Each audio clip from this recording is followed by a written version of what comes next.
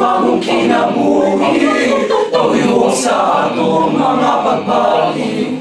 Atong awit o gatong laylayo naron pagmalipayo.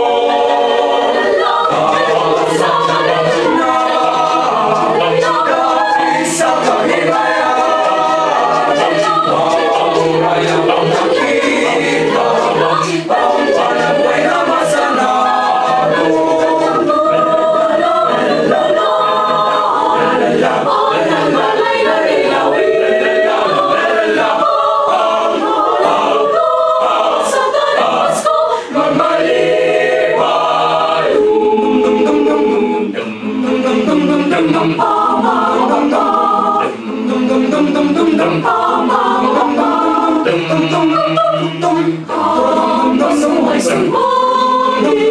Tayo ay walang siyawin, ang magalang ng hibig, dahil sa Diyos ay mag-ibig. Nang si Kristo ay sila, may tatlong haring nagsigara, at ang bawat isa ay nagsipagando.